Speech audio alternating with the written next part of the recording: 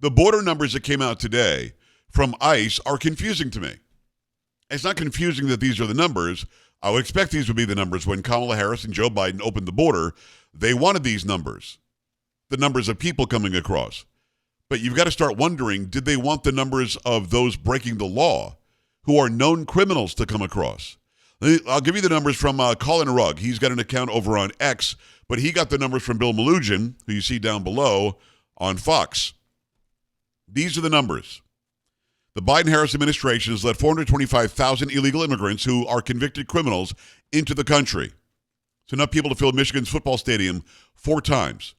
The report says 13,099 murderers have been let in. Now, when I say murderers, I'm not talking about those who are accused, those who are alleged, those who might have, those who are standing trial. They've been adjudicated. They committed murder, according to these numbers. And they're just here. 13,100. 15,811 rapists. Not alleged, not thinking about it, not they might, not standing trial. They are convicted rapists. They did it. 425,431 convicted criminals in all. Essentially what that is it means migrants who are encountered by DHS but are no longer in federal custody. It's illegal immigrants who are caught and released at the border, released with the court date years away. They're in immigration proceedings combined with illegal immigrants who have already been ordered deported by the county, by a judge, but are still here roaming the country. To me, it doesn't matter which side you're on. I don't care if you disagree with me on abortion. I don't care if you disagree with me on taxation. I don't care if you disagree with me on how we should fund our schools or what time the school buses should run. We can disagree on those things and still want a closed border and still not want almost 500,000 convicted criminals in the country.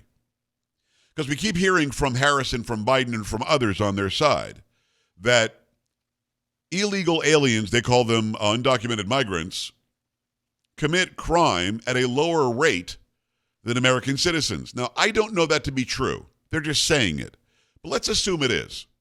Let's say that those coming across the border illegally, not legal. I love immigrants. I'm the product of immigrants. I have no problem with immigration.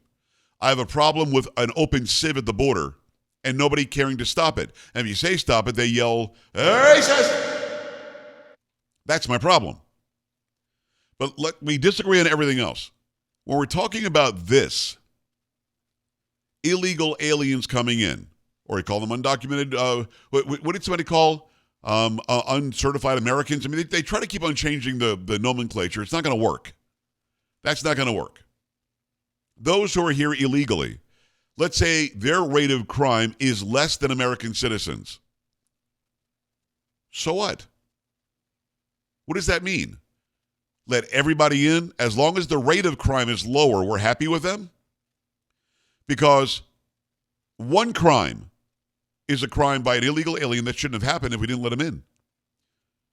Now we've got 425,431 convicted criminals, and you know what convicted criminals, generally speaking, do.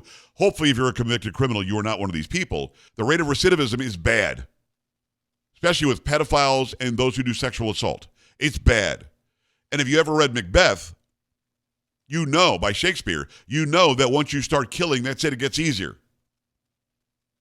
So convicted murderers, convicted rapists, convicted criminals, 425,000 of them. So if the rate of crime is lower among those who are illegally here, if we remove everybody who's illegally here, the rate of crime by them will be 0. So if the rate of crime is just a little bit, or even if it's under what a citizen would do, or even if it's a little bit over what a citizen would do, it would be 0 if they weren't here. That's my point. So this whole garbage that, well, their rate of crime is lower, and, well, you know, these are just good people looking for a better life. They're running from persecution to prosecution. None of that's true. The vast majority of those who actually get an asylum hearing are sent home. Over 90% of those who go to an asylum hearing aren't granted asylum. That's why you're getting temporary legal status for the Haitians over here, temporary legal status for the children over there, temporary legal status for the Venezuelans over there. Did you see this 2 or 3 days ago? And I kid you, I cannot make this up. Look it up if you need to. Don't Google it. Use Brave or use DuckDuckGo or something. The Chicago gang leaders are complaining about Venezuelan gangs taking over their territory. I'm not even kidding you. You can't make this up. And we're acting like this is fine. And then every time somebody asks Kamala Harris about the border, she blames Trump. Keep in mind, that side wants us to believe that the border they opened with executive orders can somehow only be closed through legislation. What? Again, Trump had it closed. The borders were closed more than we've seen in generations. It was a trickle through the border. 94 executive actions once Biden took over, puts Kamala Harris in charge of the border. She screws it up even worse.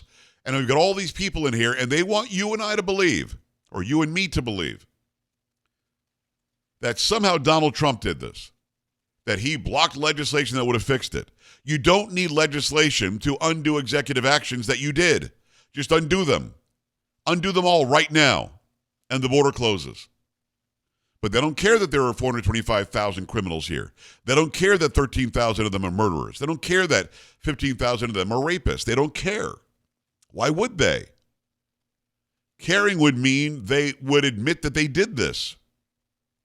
Oh, and by the way, Kamala Harris, who you could go find it, talked to Don Lemon when he still had a show on CNN and said that she wanted convicted criminals to have the right to vote.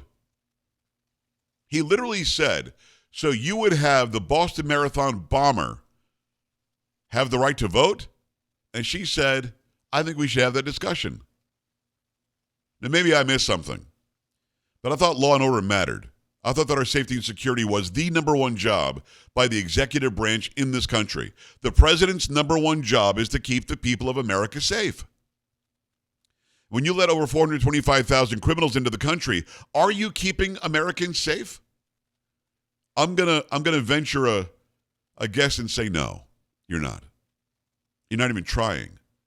Then you're blaming the other guy who's been out of office almost 4 years, whose numbers were minuscule compared to what you're doing. Oh, and the other ruse, that the numbers are lower now than they were when Trump left office, is a lie to your face. They're just giving temporary legal status to everybody. So they're not calling them illegal crossings. Why do you think the numbers are down?